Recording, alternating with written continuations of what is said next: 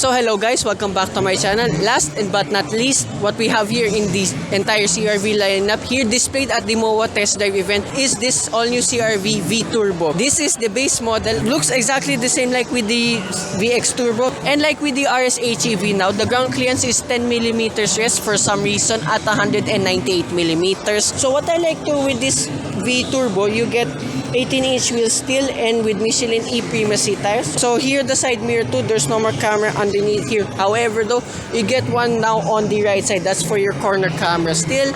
And then powering this CRV V Turbo, well, it's exactly the same like with the VX Turbo.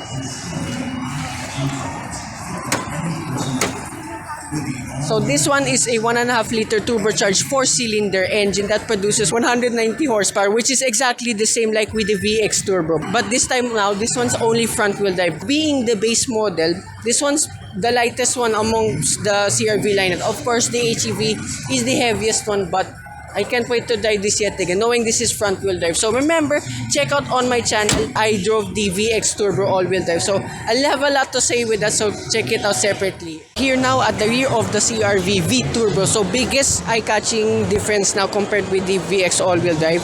You don't get surrounds anymore here for the exhaust, but that's pretty much it. Oh yeah, too, and the all wheel drive badge here on the right side. So open the boot up, you get a reverse camera still here, and a electronic tailgate, which is cool. So as well, being the base model, it's still 7-seaters. Relax guys, since only the HEV is the 5-seater. So pull this all up.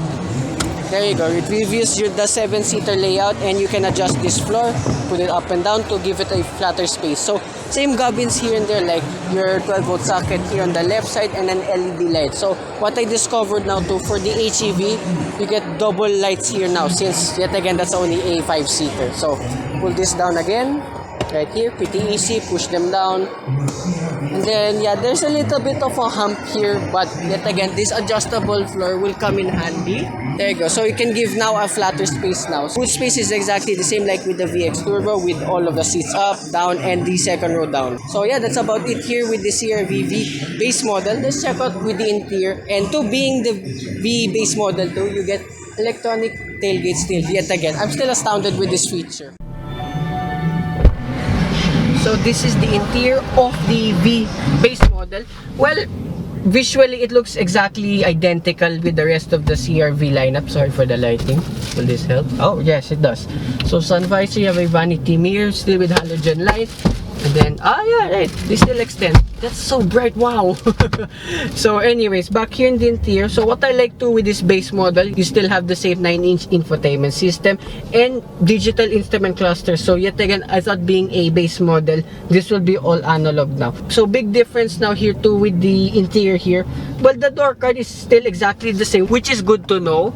You get leather soft pads still, and the seats exactly the same like with the VX Turbo. You get white stitching still and electronic adjustments for the seats. Yet again, another rear fit for a base model. So difference now here in the dashboard now, along with the door card, is this material here. I forgot what it's called. So it's not like with the metal and wooden trim of the higher variants now, but still being the base model. Hope you can see it, but that's tilt and telescopic still, and you still get paddle shifters all around, which is good. So here now, comparing now with the RS HEV and the VX Turbo, you don't get a 360-degree camera anymore, since there's no more button here in the stock. So here's a shot of the HEV. Being honest, I was actually looking for that button here in the VX Turbo test drive review, but I failed to find it, but I didn't know it was located here on the stock. So anyways, back here on the steering wheel, so you get still your volume and phone connectivity buttons on the left side, and your adaptive cruise control and digital instrument cluster adjustments on the right side. So yet again, being a base model, this one is equipped with Honda Sensing, which is very good. So most of the base models now, like with the CTS, except the Brio base model, they are now equipped with Honda Sensing. So good job on Honda with that. So here below the infotainment system, you have your air conditioning controls and knobs, and then USB port, USB-C port, a 12-volt socket, and a wireless charging pad. So pretty still well equipped for this base model. So everything here in the center console is exactly the same layout. Even here for your cup holders, copy space, and your center console box, there's still pretty decent amount of space, along with an LED light. And above here you have your LED lights yet again. So big difference now too with this base model. You don't get the mirror anymore, but you still have a sunglasses holder. So a little bit odd that the HEV has still the mirror, but this one does not anymore.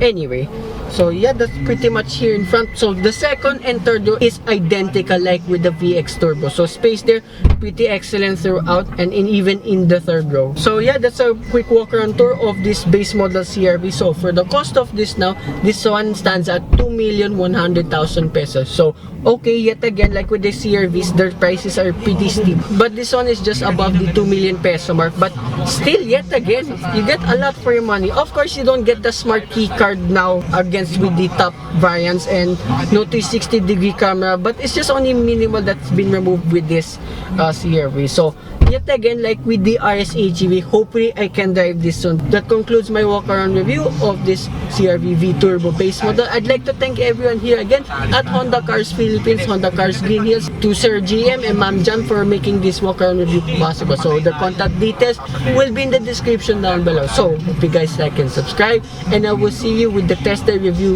of this coming soon. Bye bye.